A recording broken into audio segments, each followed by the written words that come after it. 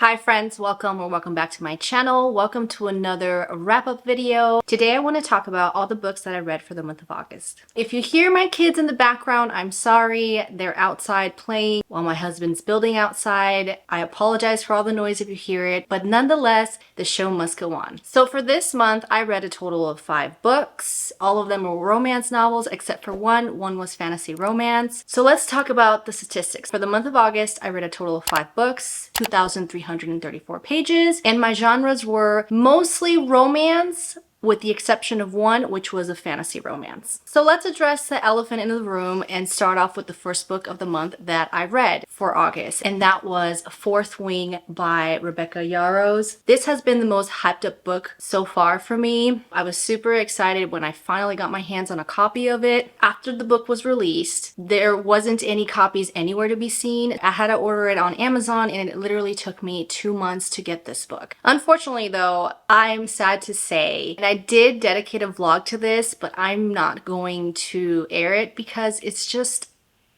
a disappointing vlog. And the reason why I say that is because I had such high hopes for this book. I thought it was going to be an all-time favorite. I thought it was going to be a 5-star book hands down, but unfortunately I ended up giving this book a generous 3-star. And let me tell you why. As you guys know, this book is really hyped up. Everybody has read it. Everybody loves it. Everybody talks highly of it. But coming from someone that has just started reading fantasy romance, and after reading most of the ACOTAR series, I felt like this book lagged, and I felt like it lacked in so many things. I also felt like the writing was very mediocre. It wasn't very compelling, and it wasn't what people describe it as, where it's a quick, fast-paced read that keeps you glued onto the pages. If you're not aware what this book is about, this book follows Violet, who is part of a family of dragon riders. Now, Violet has a medical condition that makes her bones frail. She's very fragile. She's not strong. Her muscles are weak. And so because of this, she has always strived to be a scribe. This book has 4 different quadrants, one of them being the dragon riders, another one is the healers, another one is the scribes, which is what she wanted to be, and I can't remember what the 4th one was. Because her family has a background of dragon riders, her mom refused to allow her to become a scribe, so she put her into the war school for dragons to become a dragon rider. Now in this school, you're essentially going through obstacles and you're training in order to one day graduate and have a dragon chosen for you. If that happens and the dragon chooses you and not kills you after you graduate, you are sent to war. Again, I was really disappointed in it. I thought I was gonna like it. Honestly, I'm not a huge fan of the Hunger Games or Divergent, and this book is described as that, so I didn't really enjoy and appreciate all the times that they were training, all the descriptions of them going through classes. So that to me was so boring. I really didn't care for it, unfortunately. I was only here to read about Violet and the love interest, and also once the dragons were finally introduced in the book, which did take some time, that's when my interest peaked, and that's when I was invested a little more. But again, the writing to me felt mediocre. I feel like ACOTAR is on the top of my pedestal, and this book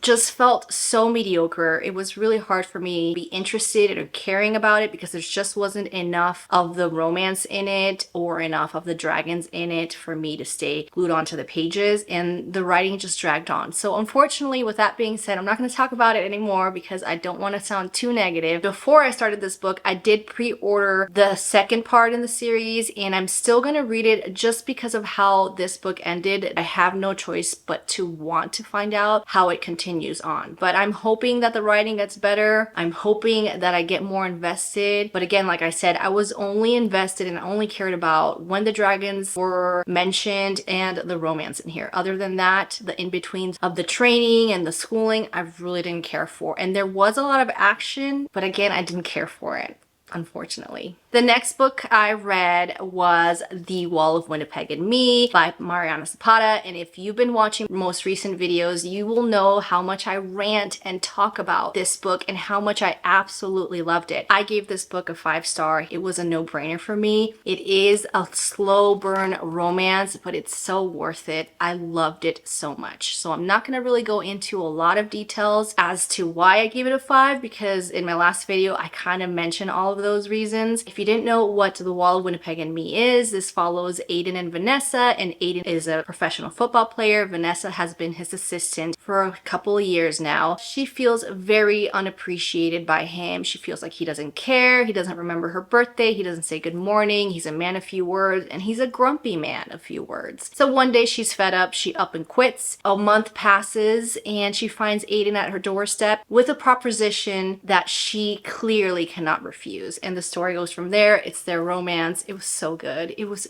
such a good book. I highly recommend you guys read it. The next book I read was Summer of Broken Rules by K.L. Walter. This was such a fun YA romance. It also had some heavier topics in there as well. I ended up giving this book a 4. Maybe I'm leaning towards a 3.75 in between those ratings. So I'm not sure what the final rating would be, but right now it stands at a 4. This book follows Meredith Fox, and she has recently lost her sister. Every year they take a traditional family vacation and they go to Martha's Vineyard. They enjoy the festivities, the events, the markets, they go to the beaches, and they also play a traditional game of Assassins. Assassins is a game where you are given a target, you have water guns, and it's your job to take out your target. Once you take out a target, that person's target goes to you, and the last man standing wins the game. It's bittersweet for her because she's trying to have a good time, but she's also reminiscing and missing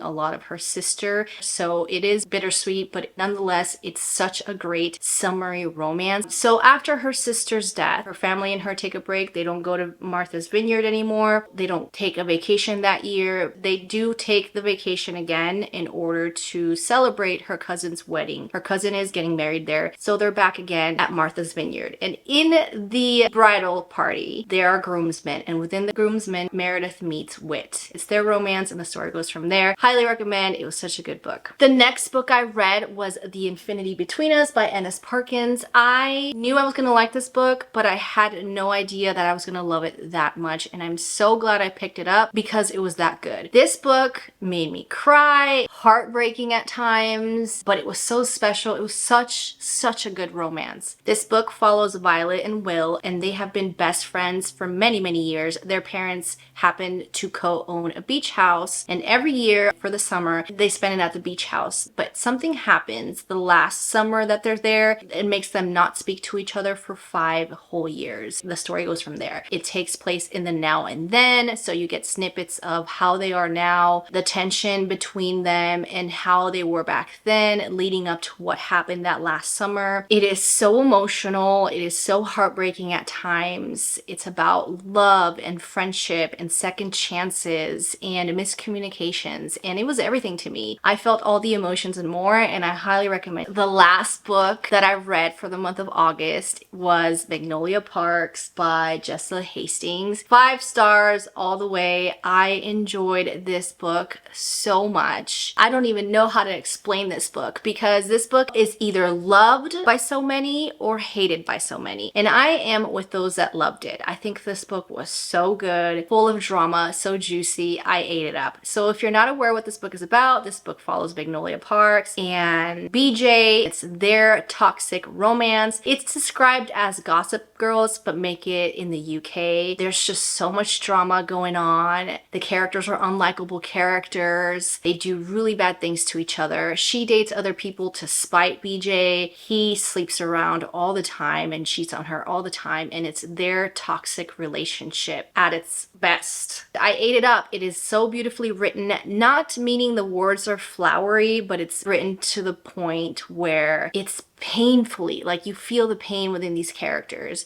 And although this relationship is not glorified or shouldn't be glorified, it is realistic. There is relationships out there like this. You can't help but to care for the characters. You can't help but to root for their relationship, even though it's so toxic. You know that they shouldn't be together, but they make sense and they definitely belong together. This book was another emotional one for me, and the way that it ended, I am so happy that I have the next 3 books in the series because it ended in such a cliffhanger to me. It ended so abruptly that I was just in shock. I can't wait to get to the next books. To recap, here are all the books that I read this month. I actually am very impressed with how much I read. Even though I didn't read quantity-wise as many books as I wanted to read, I did read a lot of good quality books, and I did read a lot of pages. 1 fantasy romance, the rest of them are romances, 1 3-star, 3 5 stars, and 1 4-star book. I think I had a very successful month, if I say so myself. So there you have it, guys. Those are the books I read this month. Thank you so much again for watching my video. If you like this video, don't forget to like and subscribe, and I will catch you on my next one.